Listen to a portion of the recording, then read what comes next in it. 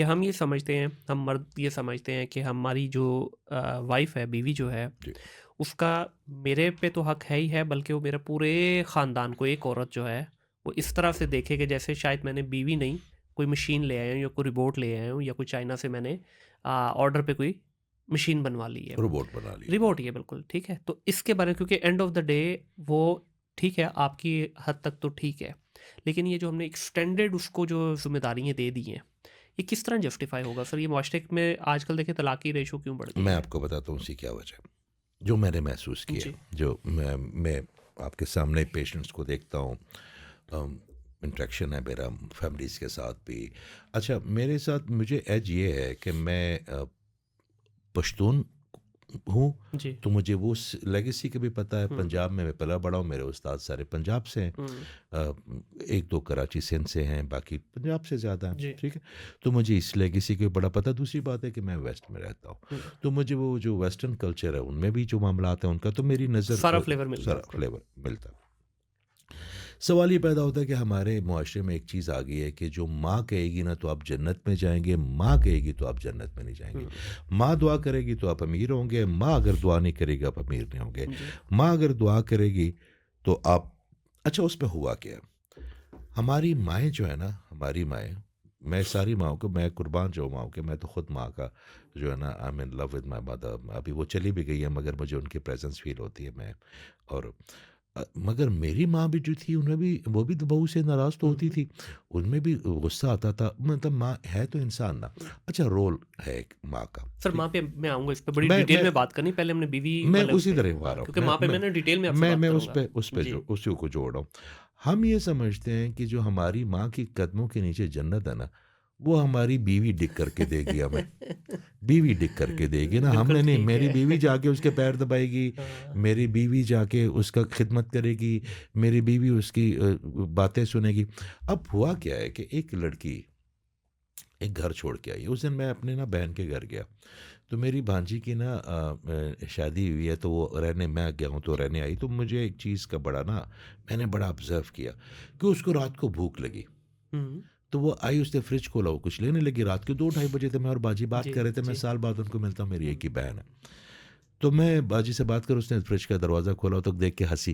तो मुझे कहती है, मामू यहाँ पे आके ना तो मैं खा पी लेती हूँ, वहाँ पे आके साहब को पता। तो अल्लाह मैंने अकबर! सोचा कि ये बच्ची उस घर में गई है मगर उसको घर नहीं फ़ील कर रही, हुँ, क्योंकि ये उसको घर फ़ील कर रही है माँ के घर में। जी, तो वो बच्ची जब जाएगी उसको एडजस्ट होते हुए 2, 3, 4 साल हुँ, लगेंगे।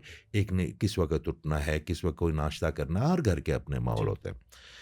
जब हम क्या करते हैं कि जब हम बीवी और माँ को लेते हैं ना, तो हम माँ की साइड पे एकदम से चले जाते हैं क्योंकि हमारी जन्नत है।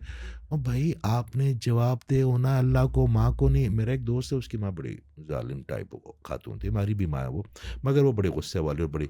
तो एक दिन ना अपनी बेगम के साथ ना लड़ाई करके उसको छोड़ने जा रहा था, ये यूके की हुँ, बात कर रहा हूँ।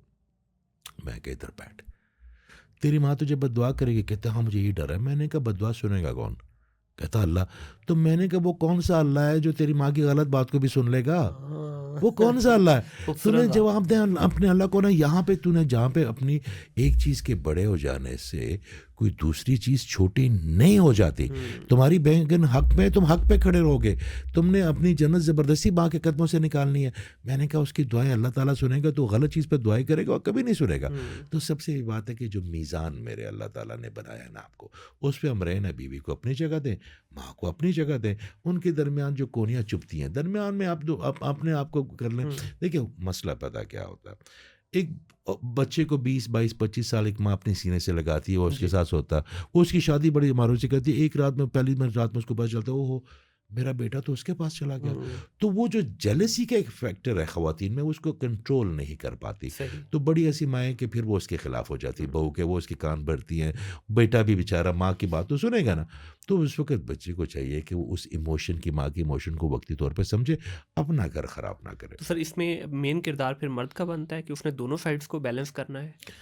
सर इसमें मेन किरदार तीनों का बनता है। हुँ। इसमें सर वो उस तो 2 समझने को तैयार नहीं है ना, वो तो उनके तो ज़ोन इतने हेवी चल रहे हैं ना, वो नहीं तो बॉक्सिंग रिंग में उतरने को तैयार है ना नहीं, दोनों ज़ोन। अब मैं भी अब मैं अब अच्छा, वो जो सास-बहू की लड़ाइयाँ थी ना, जी। वो कम हो गई है। अच्छा वो बढ़ा दी की हैं बाय द वे, कैसे हमारे मुआशरे में? वो ये इस वक़्त जितने ड्रामे बन रहे हैं माज़रत के साथ, कोई एक ड्रामा ऐसा नहीं है जिसमें कुछ स्टोरी आपको सास-बहू की लड़ाई से अलग मिले। पहले इंडिया के ड्रामे बन रहे थे, उन्होंने थोड़ा हाथ हल्का किया, तो पाकिस्तान के जितने ड्रामे आप देख लें उसमें सिर्फ़ आपको लड़ाई-झगड़े नज़र आ रहे हैं। देवर के झगड़े शुरू हो गए अब। अब ये एक नई चीज़ आई है ड्रामों में। तो अब वो जो दिखाया जाएगा वही फिर ज़ाहिर-सी बात उस है। दिन हम एक थिंक टैंक के पास बैठा हुआ थे, हुँ, यूके की बात है, बड़ा अच्छा यंग आपकी तरह डायनामिक और बड़ा अच्छा। तो मैं जा रहा था, पहले कूनिया एक लेक्चर था, फिर उसके बाद साइप्रस था, फिर दुबई था, फिर पाकिस्तान आना जी। था, तो हम सब वो बैठ के गपशप लगा रहे थे।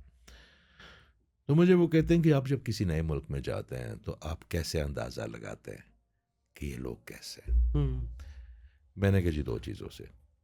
एक तो मैं एयरपोर्ट से उतरते ही जब ट्रैफ़िक में आता हूँ ना, तो मुझे पता चल जाता है कि ये लोग कैसे हैं। दूसरी बात है, मैं चेक करता हूँ कि इनके एंटरटेनर कौन है। हुँ, हमारे ज़माने में एक वक़्त था, मोइन अख्तर हमारे एंटरटेनर होते थे, अनवर मकसूद हमारे एंटरटेनर थे, जी। हम तारिक अज़ीज़, नीलामकर वो एंटरटेनर ही जी, थे जी, ना। बिल्कुल ऐसे तो ही है। आप ये देखें, अनवर मकसूद, मोइन अख्तर, तारिक अज़ीज़, फ़ैज़ अहमद फ़ैज़ हमारे शायर थे, जॉन एलिया साहब।